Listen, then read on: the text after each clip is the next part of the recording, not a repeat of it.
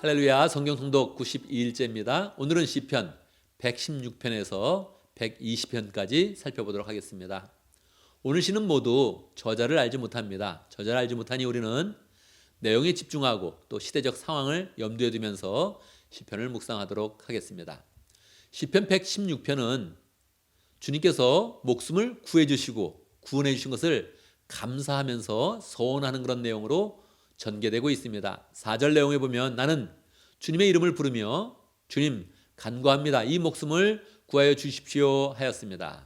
그러니까 목숨이 위기 상황에서 주님께 의탁하고 주님을 의지하는 그런 모습으로 나아가고 있는 것입니다. 13절 보면 내가 구원의 잔을 들고 주님의 이름을 부르겠습니다. 그래서 이미 하나님께 구원해 주셨던 그 은혜를 감사하면서 계속 구원의 잔을 들겠습니다. 그렇게 이야기하는 것이죠. 그런데 이것으로 끝나지 않고 결단으로 맞춰졌다는 것입니다. 19절 주님께 서원한 것들을 모두 이루겠다. 할렐루야.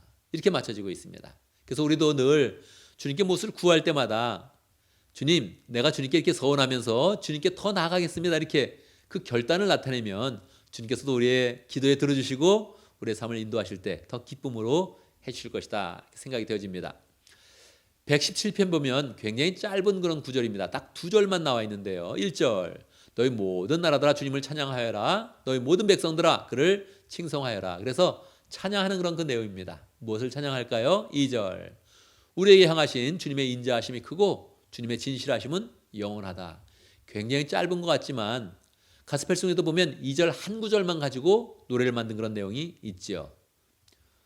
여호와의 그런 인자하심이 크고 크도다 하면서 우리를 향하신 여호와의 인자하심이 크고 크도다 하면서 1절을 나타내고 우리를 향하신 여호와의 진실하심이 영원하다 하는 내용으로 2절을 나타냈습니다. 그래서 정말 짧은 구절도 그 마음을 하나님께 잘 드리면 아름다운 그런 찬양이 되는구나 하는 것을 우리가 생각해 볼 수 있습니다. 118편을 보면 민족적인 감사의 그런 시입니다. 이것은 민족적인 그런 절기, 유월절과 오순절과 장마절 같을 때 하나님께 감사로 나가서 민족이 함께 노래 부르는 그런 노래입니다. 그런데 1절에서 18절을 보면 성전으로 나아가면서 그 백성의 행렬들이 노래를 부르고 19절은 성전 앞에서 그렇게 노래를 부르고 그리고 20절에서 28절은 성전에 있는 그런 사람들, 도착한 그런 사람들 함께 노래를 부르는 그런 내용으로 구성되어져 있습니다. 그런데 그 내용 중에 감사를 드리는구나 이렇게 생각할 수 있는데 그 내용 중에 특별한 그런 내용이 나옵니다. 22절 건축자의 버린 돌이 집 모퉁이의 머릿돌이 되었다 이렇게 나와 있는데요. 이 구절은 예수님께서 공생의 사역 중에 인용하신 말씀입니다. 건축자의 버린 돌을 예수님께 그렇게 예수님을 묘사한 것으로 그렇게 예수님이 말씀하신 것입니다. 나는 건축자가 버린 돌이다. 그런데 내가 어떻게 되었느냐? 모퉁이 돌의 머릿돌이 되었다. 이 교회의 머리가 되어지고 믿는 자들의 머리가 되어서 모든 사람을 다 이어주는 그런 기묘한 존재가 되었다 하는 것을 나타내는 것이죠. 우리도 예수님의 그런 삶을 본받아야 됩니다. 마치 세상에서는 버린 것 같아지나 하나님 나라에서는 귀하게 사용되어지고 하나님의 모든 그런 사람들을 다 연결하는 복된 그런 사람이 되어야겠습니다. 그래서 이것을 우리가 그냥 무심히 읽으면 이런 구절들이 다 그냥 넘어갑니다. 그런데 예수님께서 이 구절을 뽑아서 예수님을 묘사하고 있으니 우리는 한 구절 한 구절을 다 이게 예수님을 묘사하고 있구나. 예수님도 이것을 인용하셨구나. 이렇게 생각을 하면서 이런 말씀을 묵상을 하면 좋겠습니다. 119편은 정말 긴 그런 서사시와 같은 그런 그 내용이죠. 한 편의 그런 시가 176편입니다. 그래서 6절입니다. 그래서 우리가 이것을 이게 한 번에 읽기가 쉽진 않은데 이걸 패턴을 가지고 읽어야 됩니다. 왜 이렇게 길게 되었지? 이렇게 생각하면 안 되고요. 여긴 독특한 그런 구성이 있습니다.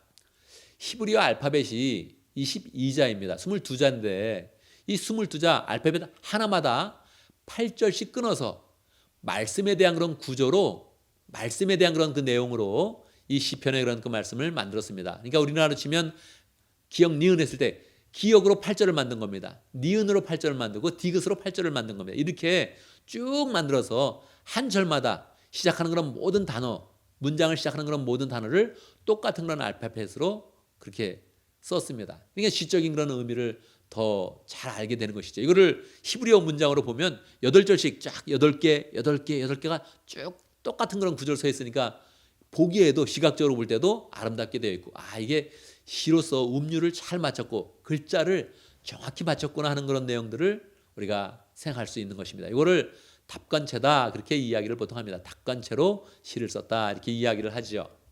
내용을 보면 말씀에 대한 것인데 여러분 말씀을 어떻게 생각합니까? 말씀은 여러 가지로 말할 수 있지 않습니까? 규례, 율법, 하나님의 법, 또 말씀, 진리 이렇게 생각할 수 있죠. 이렇게 계속 8개씩 끊어가서 22번이나 말씀에 대한 내용을 약간씩 표현을 다르게 하면서 그 말씀의 풍성함을 노래한 것입니다. 그래서 우리도 이것을 읽으면서 성경이 정말 깊고도 풍성하다 이런 생각을 하면서 이 말씀을 읽어보면 좋겠습니다. 120편의 그런 내용은 성전에 올라가는 그런 노래 이런 제목이 붙어 있습니다. 성전에 올라가면서 부르는 노래 분위기가 어떨까요? 밝을 것으로 생각하지만 내용을 읽어보면 밝지가 않습니다. 왜 그렇습니까? 시대상을 반영하는 것이죠.